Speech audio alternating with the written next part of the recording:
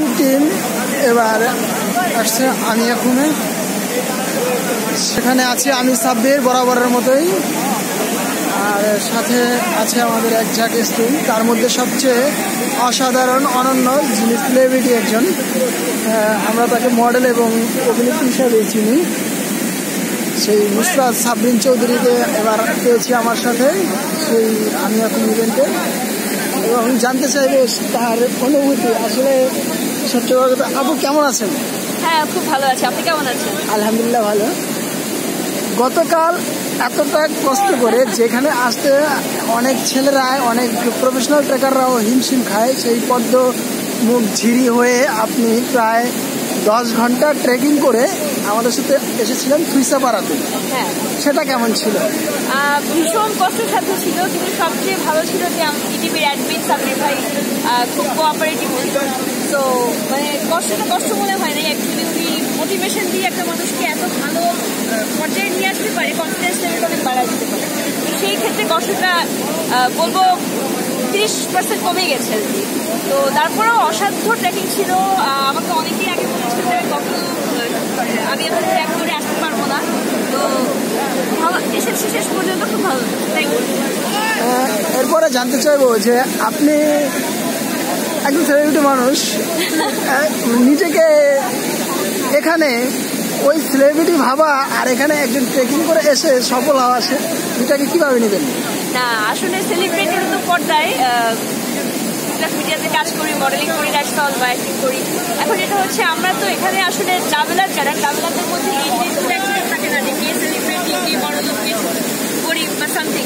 আমরা ট্রাভেলাররা খুব মাটির মানুষ হয়, আমি যেটুকু দেখেছি। আমি নিজেও একজন ট্রাভেলার, অনেক বছর ধরেই ট্রাভেল করি দেশে বিদেশে। তো শেষ মানে আমার কাছে জিনিসটা আলাদা করা খুব বেশি বড় ব্যাপার না। যখন আমি ট্রাভেল করি তখন আমি আমার নিজের সন্তান নিয়ে থাকি, ট্রাভেল সন্তান নিয়ে থাকি, আর মিডিয়ায় সেটা আলাদা ইস্যু।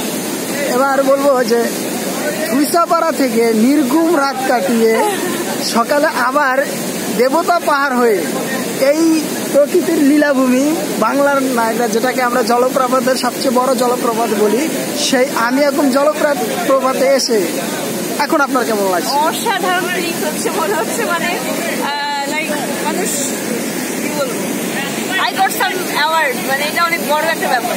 তো এত কষ্টসাধ্য করে যেমন দেবতা পাহাড় থেকে নামাটা, এটা এক্সট্রিম ছিল, এক্সট্রিমের উপরে ছিল। তারপরে যখন আমরা পানিটা দেখতে পাচ্ছি, তারপরে এখানে আসতে অনেকটা পথ পাড়ি দিতে হয়েছে, পাথরের পাহাড়, তো অনেক ঝামেলা হয়েছে। বাট তারপরে শেষ পর্যন্ত এই দেবী অনন্তাকে দেখতে পেলাম, আসলে অনেক ভালো লাগছে। আরো কিছুক্ষণ আমরা আসলে পবিত্র দেখবো। আপনি আসলে দেখছেন যে এদিকে 4-5টা যে মিলায় একটা অপরূপ সৌন্দর্য, যেটা আমাদের সবাইকে মুগ্ধ করে।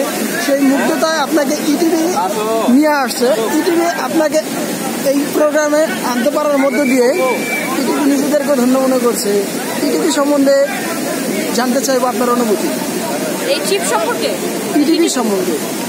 আচ্ছা, ইটিভি হচ্ছে আমার খুব পছন্দের একটা ফ্যামিলি ট্যুরের মধ্যে। আমি ফার্স্ট ওদের সাথে ট্যুর করি কিন্তু, তো সেখানে অ্যাডমিন যে সেতু আমার খুব ভালো, মানে ওই ট্যুর থেকেই এত ভালো একটা সম্পর্ক হয়ে যায়, পরে খুব ভালো বন্ধুত্ব হয়ে যায়। তারপরে আমি আরও ওদের সাথে ট্যুর করি। এখন লাস্ট আমার কাছে মনে হয়েছে যে ইয়েতে অনেকেই আসে, আমি এখন অনেকেই আসে, অনেক ইভেন্টস আছে, বাট আমার কাছে খুব রিলায়েবল লাগে ইটিভিতে, যে আমি চোখ বন্ধ করে রিলাই করতে পারি যে এখানে অ্যাডমিনটা কোঅপারেটিভ হবে। আমি যেমন আমি এখন আসার বার এই এত নিঃস্বার্থ ট্র্যাক করার মানুষ মানে আমি জীবনে চিন্তাও করতে পারি।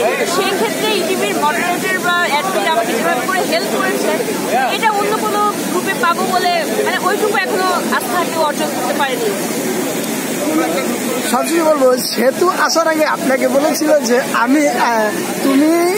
আমি এরকম যেতে পারবে না, সেই সম্বন্ধে আমরা কিছু জানতে চাই। আচ্ছা, ও আমাকে বলছে যে তুমি খুব ট্রেনে হয়ে থুইসাপাড়া পর্যন্ত যাওয়া, তাও শিওর না বাসপথেই তুমি শেষ। আর বাট আমি এখন যাওয়া দেওয়ার পক্ষে করছিল, তুমি তার থেকে আমাদের সাথে সুন্দরবন যাবো। আমি কোনোভাবেই রাজি হয়ে যাবো না, তুমি যখন না বলছো আমি আমি ট্র্যাক করেই ছাড়বো। তাহলে আমি বলবো যে আমি এরকমের সফলতার পেছনে অবশ্যই সাব্বির ভাইয়ের অবদান।